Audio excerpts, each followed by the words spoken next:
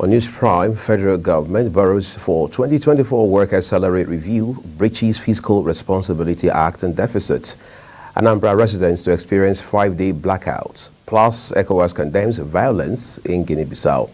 Hello and a very warm welcome to all our viewers in Nigeria and around the world to Global TV News Prime in Nigeria's capital, Abuja. I'm Muyi Agumofwebe. President Bola Tinubu has said Nigeria is taking a significant step towards a sustainable and eco-friendly future by introducing a pioneer initiative to deploy a fleet of 100 electric buses. The president spoke at a high-level meeting with stakeholders and investors on the Nigeria carbon markets and electric buses rollout program on Saturday in Dubai, United Arab Emirates, on the margins of the COP28 Climate Summit.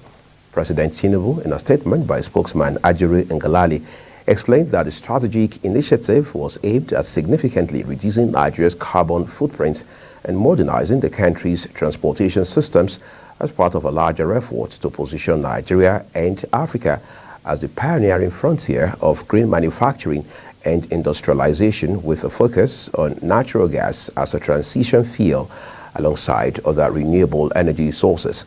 To spearhead this transformative plan, the president announced the appointment of the executive chairman of the Federal Inland Revenue Service, Zaka Dideji, and the director general of the National Council on Climate Change, NCCC, Dahiru Salisu, to co-chair the Nigeria Carbon Market Activation Plan. Minister of Foreign Affairs Yusuf Chugar has explained the reason President Bola Tinubu skipped his speaking engagements at the ongoing United Nations Climate Change Conference in Dubai, United Arab Emirates. Stating that Nigeria is tired of official and fancy statements, Chugar said going forward the country is tilted in favor of action.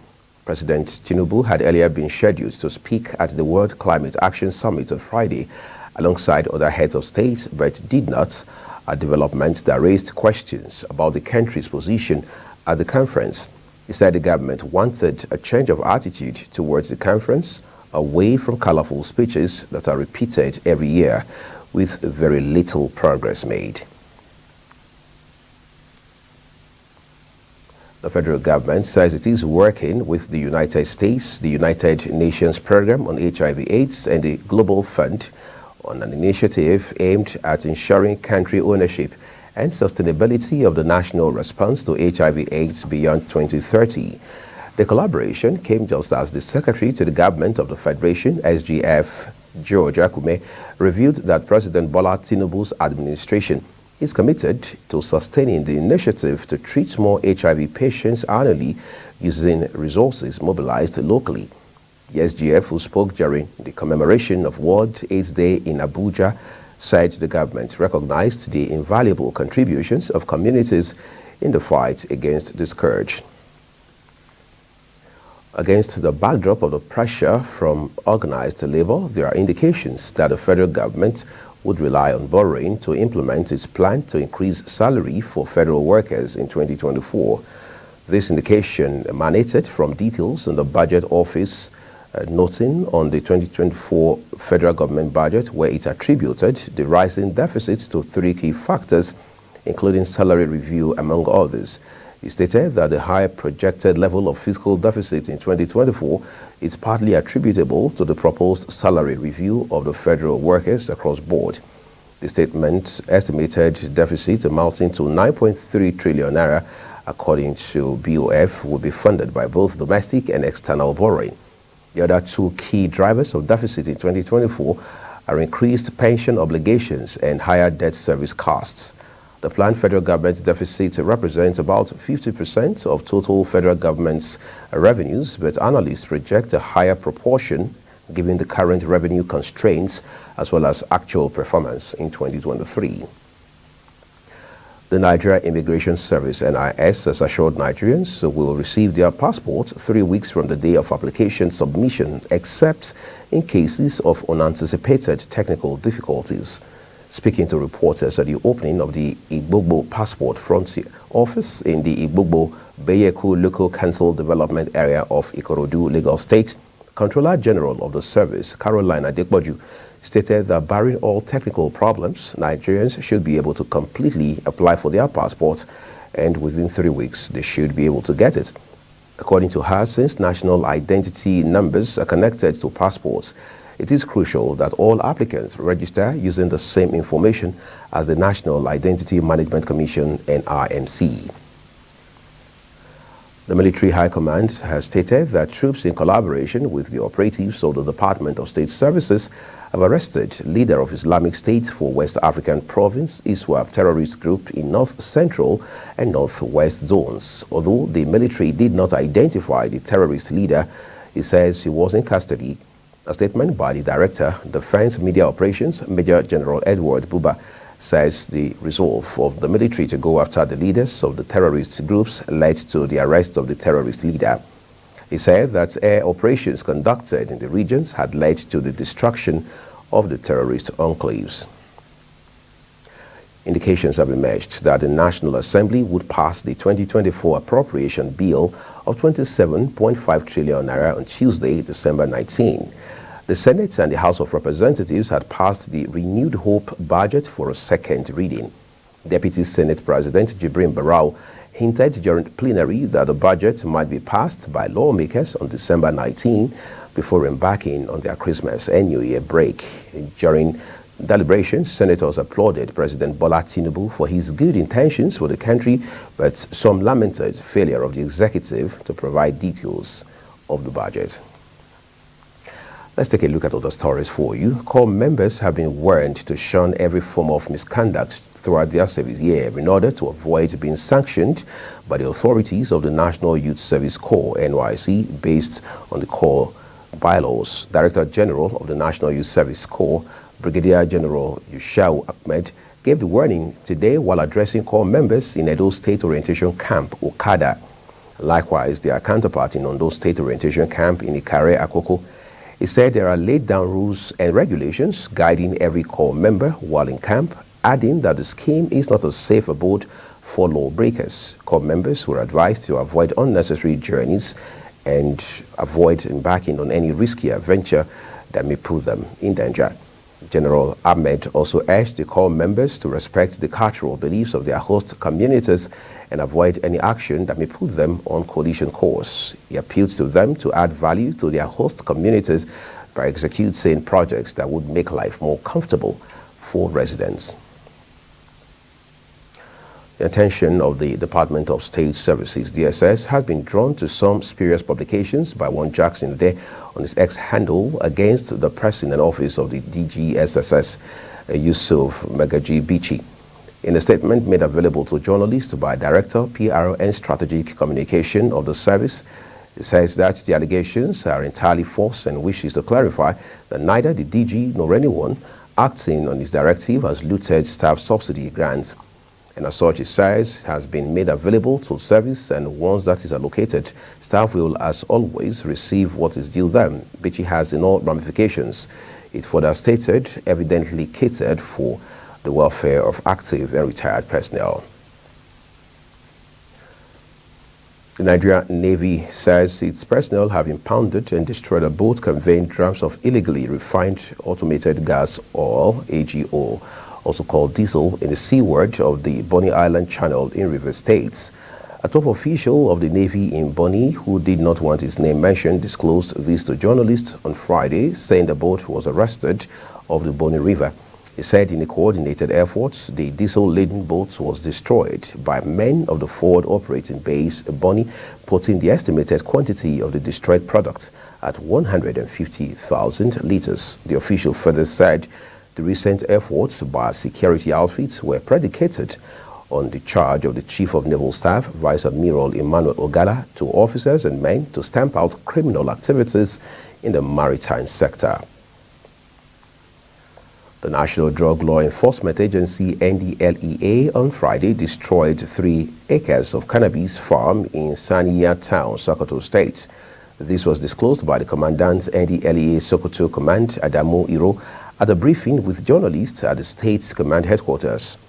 According to him, the officers and men of the command swooped into action to uproot the illegal crop planted in the maize farm, and the suspect was arrested, further stating that the briefing Sokoto has a history of farming marijuana, but with the current happening, the state is trying to register itself as one of the states identified as producers of the illegal crop.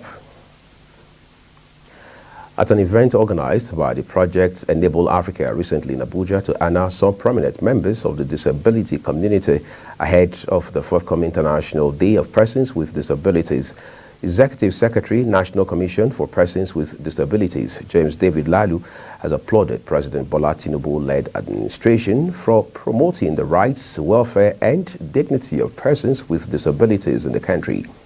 While appreciating the award of honor by Project Enable Africa, Lalu thanked the group for recognizing his efforts and contributions towards the development of the disability community, as well as his sacrifices to see that persons with disabilities have quality life and are not discriminated against on account of their disabilities. Hoodlums suspected to be armed robbers have reportedly attacked students of the Gateway Polytechnic ICT, Sakbade, Ogun State, killing one while 9 others sustained injuries in Oderemo in the early hours of yesterday. It was reported that the attack targeted students staying at the off-campus hostels of Sakbade in Ode, Igbara, and Isara. The attack came barely a week after the management had closed the school for 3 days following students' protests of the rape of female students last week. The suspected robbers returned to Ode in the early hours of Saturday and attacked students' hostel. According to a source, the gun-wielding hoodlums invaded the students' hostel around 3 a.m. and unleashed terror on them, adding that the attack, which took place in the Larufi area of Ode, left 1 dead and 9 others injured, including a landlord. In some of the viral clips of the attack, it was observed that the doors were shattered, windows broken, and walls riddled with bullets. It was also gathered that the robbers used heavy stones to break some windows to force their way into the hostels. You're watching Global TV News Prime, coming to you live from Nigeria's capital, Abuja. We're on StarTimes channel 276. Kindly follow us across social media platforms using @Global TV NG and other handles now showing on your screen. When News Prime returns, Nigeria, Germany signed agreement to accelerate Siemens power projects. The news continues shortly with details of these and other stories for you right after this short break. Please don't go away.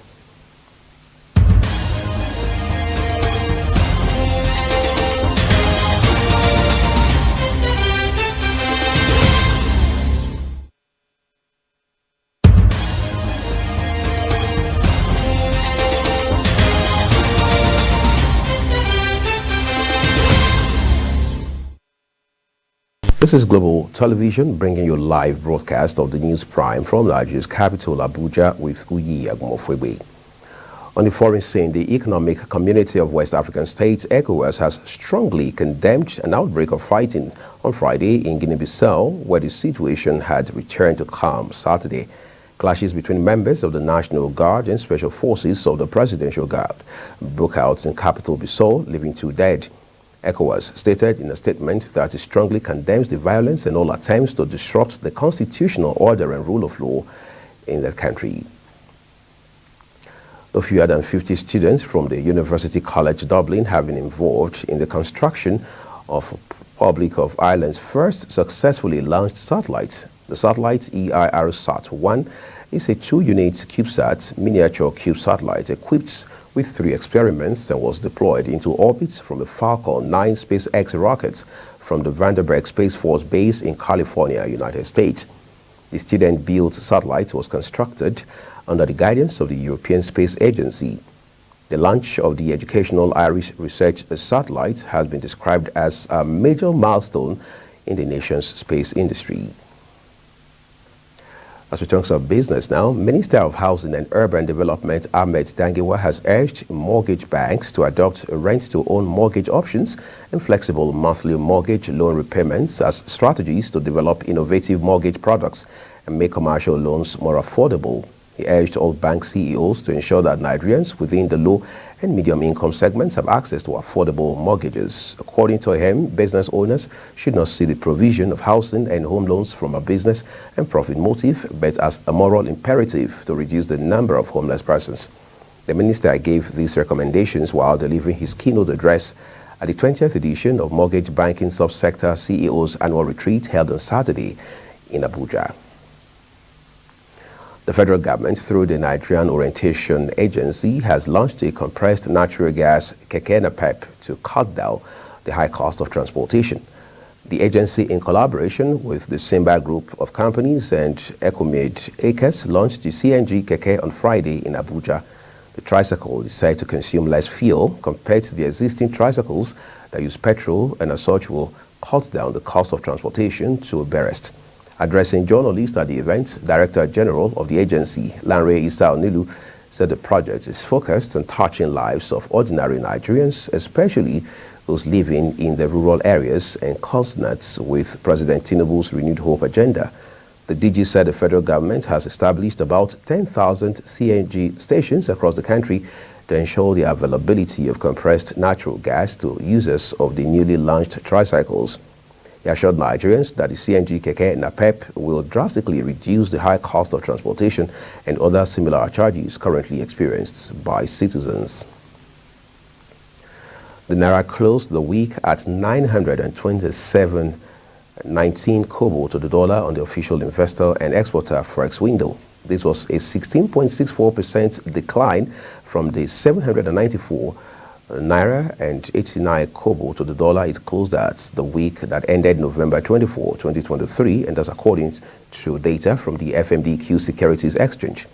Also, the turnover of dollars traded in the market improved from $75.82 million to $110.14 million in the period under review. On Friday, the Naira began trading at 815 Naira to the dollar for the day before hitting a high of 1,160 Naira to the dollar and a low of 701 Naira to the dollar within the same day. It eventually closed trading at 927 Naira 19 kobo to the dollar. Last week Friday, the Naira traded at a high of 1,136 Naira to the dollar and a low of 700 Naira to the dollar. The Naira has continued to fall despite the Central Bank of Nigeria's attempt to clear a backlog of foreign exchange forward contracts. The Apex Bank's Governor Olayemi Kadoso recently stated that fiscal deficits and public debt increases are adding pressure to the external reserves and contributing to exchange rate instability. And time to get some excitement out of sport. Lionel Messi is not ruling out another bid for World Cup glory with Argentina in 2026, despite acknowledging that time is working against him. Messi, who recently won his 8th Ballon d'Or, raised the World Cup almost a year ago after starring for Argentina in the final against France in Doha, Qatar. The 36-year-old had suggested at the time that the tournament in Qatar would be his last and that he would not be around for the next tournament, which will be co-hosted by the trio of United States, Canada, and Mexico. However, having moved to Major League Soccer's Inter Miami and continued performing for the national team in qualifiers for 2026, he stated that the door remains open.